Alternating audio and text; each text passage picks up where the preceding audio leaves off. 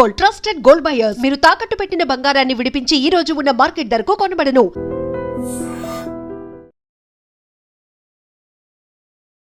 నమస్కారం, welcome to I dream. ధర్మ మార్గం విత్ విజిత కార్యక్రమానికి స్వాగతం.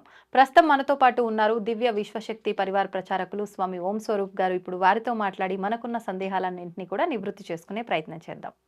నమస్కారం అండి. శుభాశిషులమ్మ. ప్రస్తుత కాలంలో ఒకప్పటి కాలంతో పోలిస్తే బంధాలలో విలువలు తగ్గిపోయాయి అని చెప్పి క్లియర్గా అర్థమవుతోంది.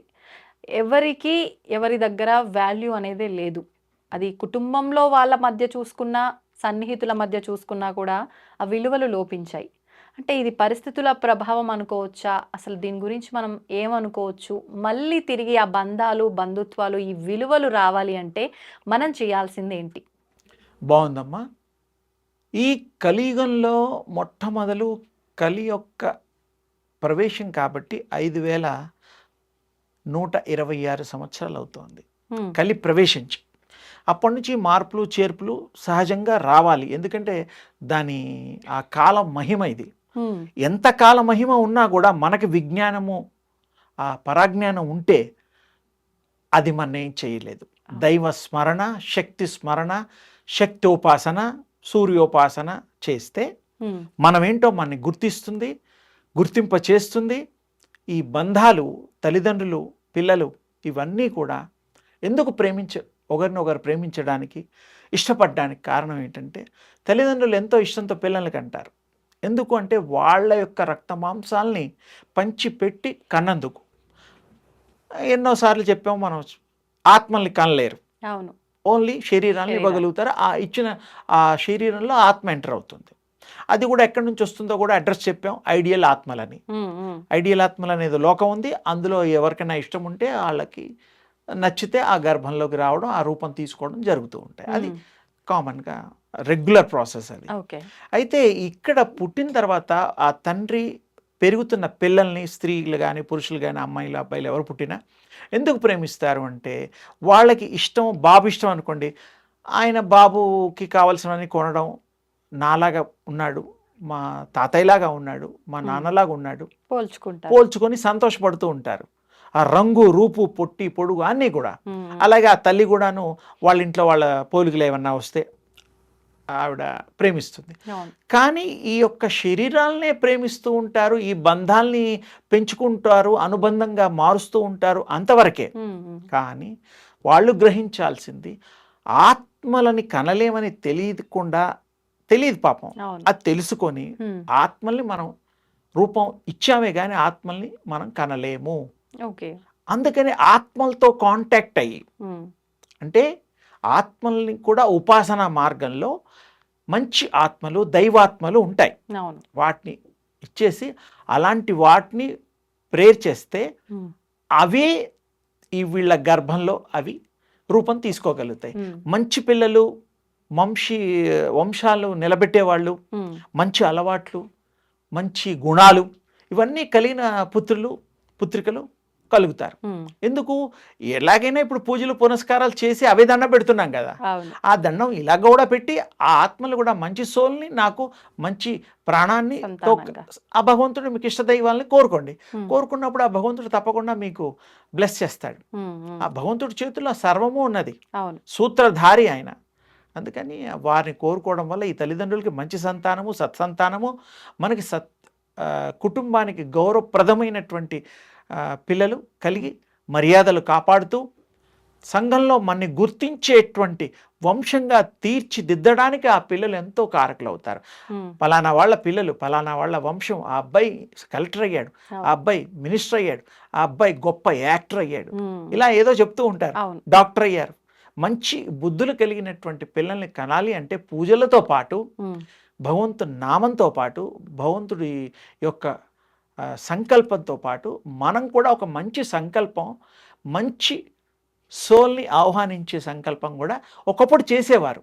పుత్రకామేష్టి ఆ టైం వెనకటికి పూజలు చేసేవారు పిల్లలు. మంచి సోల్ని ఇన్వైట్ చేయడం కోసమేనా ఆ యాగం? అదేమో పిల్లలు పుట్టడం కోసం, ప్లస్ లోతుగా మంచి సంతానం, మంచి సోల్నే ఇన్వైట్ చేసినట్టు అవుతుంది.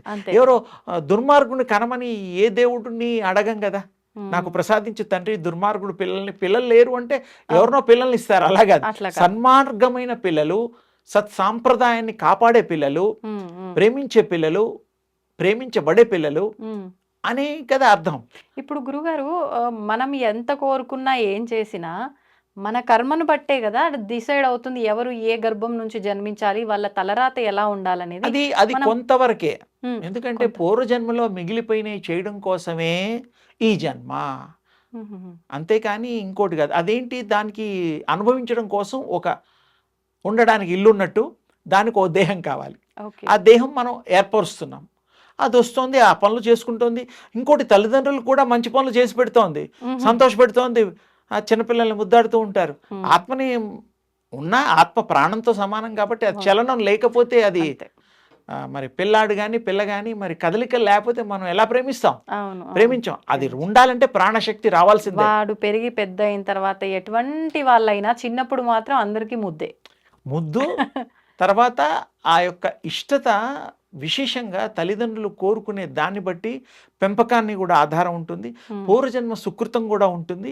వీళ్ళ పూర్వజన్మ సుకృతం కూడా అమ్మా నాన్న పూర్వజన్మలు ఉంటాయిగా, వాళ్ళకి కూడా మంచి కుటుంబంలో పుట్టాలన్నా, మంచి పిల్లల్ని కనాలన్నా, వాళ్ళకు కూడా మరి కష్టాలు పడకుండా పూర్వజన్మలో ఏదైనా పుణ్యం చేసుకుంటేనే ఈ జన్మలో కష్టం పడకుండా సునాయాసంగా బతకడానికి వీలైన ఏర్పాటు ఆ పరాత్పరుడు చేస్తాడు. అంటే ఖచ్చితంగా ఈ జన్మలో మనం ఎవరికైతే ఎదురు పడతామో, ఎవరి దగ్గర అయితే తీసుకుంటామో వాళ్ళే మళ్ళీ మళ్ళీ రిపీట్ అంటే తెలిసిన వాళ్ళు, ఇంకోటి చెప్తా, తెలిసిన వాళ్ళని గుర్తించుతాం. ఇప్పుడు హైదరాబాద్ లో ఎక్కడో చూసినట్టు అనిపిస్తుంది అని చూడకపోయినా ఇలాంటి అనుభవాలు అదొకటి. ఇంకోటి కూడా మన చుట్టాలు, స్నేహితులు, చదువుకునేప్పుడు క్లాస్ రూమ్ లో, డిగ్రీలో, ఉద్యోగంలో ఇలా అంతా ఫ్రెండ్స్ అవుతూ ఉంటారు. వీళ్ళందరూ కూడాను ఈ దేహాన్ని వదిలిన తర్వాత, వాళ్ళు కూడా దేహాన్ని వదిలిన తర్వాత పైలోకాల్లో కలవచ్చు. There is a possibility. గుర్తుపడతారా? తప్పకుండా. అంటే అప్పుడు ఆత్మరూపంలో ఉంటారు. ఆత్మరూపంలో అనుభవించిన అనుభవాలు, శక్తులు చాలా వస్తాయి వాళ్ళకి. ఈ శరీరంలో ఆత్మకు బోల్డ్ శక్తి ఉంటుంది, అది గుర్తుపడుతుంది. బాలానగర్లో ఉండేవాడు అని చెప్తుంది, ఫిలిం నగర్ లో ఉండేవాడు అని చెప్తుంది. ఆత్మలు మాట్లాడతాయా? బ్రహ్మాండంగా. ఇప్పుడు మనం మాట్లాడుకుంటా అంటే ఇప్పుడు మనకు శరీరం ఒకటి ఆధారం ఉంది కదా అన్నిటికీ. అలా కాదు, ఆత్మలకి అన్ని భాషలు వచ్చు. ఇప్పుడు మనకు కొన్ని నేర్చుకోవాలి, ర్యాపిడెక్స్ ఏదో పెట్టుకొని, అదేం అవసరం లేదు దానికి.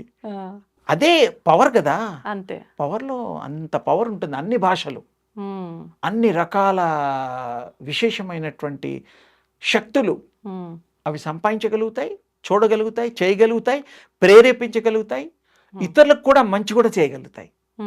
మంచితో పాటు కొంతమందికి పగ కూడా తీర్చుకోగలుగుతాయి అవి. అప్పుడు అవి ప్రేతాత్మలుగా. అలా కాదమ్మా, ప్రేతం అంటే వేరు అర్థం. ప్రేతాలు కాదు, ఆత్మలు. మంచి ఆత్మలు, చెడ్డ ఆత్మలు అనుకో, అలా మంచి పేర్లు పెడదాం దాన్ని. తర్వాత విశ్వంలో ఆ ఆత్మలు అన్నీ గుర్తిస్తాయి. ఇక్కడ సంచరించిన వాళ్ళకి ఈ జన్మలోనే కాదు, ఇంకా 1,00,000 జన్మల క్రితం వాళ్ళని కూడా గుర్తిస్తాయి అవి. కోయిన్సైడ్ అవుతూ ఉంటారు పాపం అవి కూడా. ఇప్పుడు ఆత్మకు అన్ని గుర్తుంటుంది, గర్భంలోంచి బయటికి వచ్చే క్షణం వరకు వచ్చిన పోతుంది కదా. అంటే ఒక ఆత్మ మీరు అన్నట్టు దాదాపు 80 లక్షల చిల్లర 84 లక్షల జీవరాశులుగా జన్మ తీసుకుంటుంది. తర్వాత మానవుడిగా ఈ రూపం. అన్ని జన్మల స్మృతులు ఆత్మకు గుర్తే ఉంటాయా? అది 101% ఉండి తీరుతాయి, ఎందుకంటే దానికి ఆ శక్తులు వేరు. కానీ అది కొన్ని కర్మల్ని బట్టి, గుణాలని జయించలేక అది పాపం నిస్సహాయంగా వేరే జన్మలు ఎత్తాల్సి వస్తుంది. మంచి జన్మలు ఎత్తడానికి అర్హత కూడా కావాలి కదా. అవును. అందరూ ఒక్కసారికే అర్థమైపోతే, ఒక్కసారికే చదివితే ట్యూషన్లు ఎందుకమ్మా ఈ పిల్లలకి? అవును కదా. అందుకని ఆ శక్తి ఉంటుంది దానికి. అది చాలా గొప్ప శక్తి. దేవుడికి ఎంత శక్తి ఉందో దానికి అంత శక్తి ఉంటుంది. అంటే మనం అర్థం అవడం కోసం ఆ భాష వాడే, అంతేగాని వేరే దేవుళ్ళు వీళ్ళు కాదు. వీళ్ళు తలుచుకుంటే దేవుళ్ళు స్థితి పొందగలుగుతారు, దివ్యాత్మలుగా అవుతారు, దివ్య స్వరూపులుగా అవుతారు. ఇంకా ఆత్మల యొక్క ప్రయాణాలు ఇంకోసారి ఇంకా బాగా చెప్పుకుందాం. అందుకని మీరు కొన్ని విషయాలు చెప్పామేమో, ఇంకా విశేషంగా మాట్లాడుకుందాం. అంటే ఇవాళ మీరు పొదుపుగా చెప్దామని ఫిక్స్ అయ్యిండ్రు, అందుకే నేను ఎంత అడిగినా మీరు అక్కడికే. అలా కాదు, మొత్తానికి మొదలు పెట్టాం, ఆరంభం చేసాం, ఓం అని పూజ మొదలు పెట్టాం, తప్పకుండా మనం ఇంకా ఇది కంటిన్యూ చేద్దాం, ఇంకా 2-3గా చేద్దాం, ఇంకా డీటెయిల్డ్గా వెళ్దాం. తప్పకుండా అందరికీ నచ్చే విధంగా, అందరూ మెచ్చే విధంగా, అందరికీ ఓహో ఇలా ఉంటాయా, ఇలా ఉందా అనే కొత్త విషయాలు తెలియపరుద్దాం. తప్పకుండా అండి. మంచిదే తల్లి, శుభం తల్లి. ధన్యవాదాలండి. దీన్ని తవ్వండి, తవ్వుతూనే శివలింగం. పరమాత్మకు జీవా సరే దాన్ని అట్లా కప్పేసేయండి, చూపించదండి. Krishna is there. మూర్తి పూజ కాదు, సాక్షాత్ బ్రజేంద్ర నందన భగవాన్ ఉన్నారు మూర్తిలో. ఏమీ ఆశించకుండా ఆరాధించే వాళ్ళు కూడా ఉన్నారా ప్రభుజీ? నిజమైన భక్తి అంటే మనకు తెలియదు కాబట్టి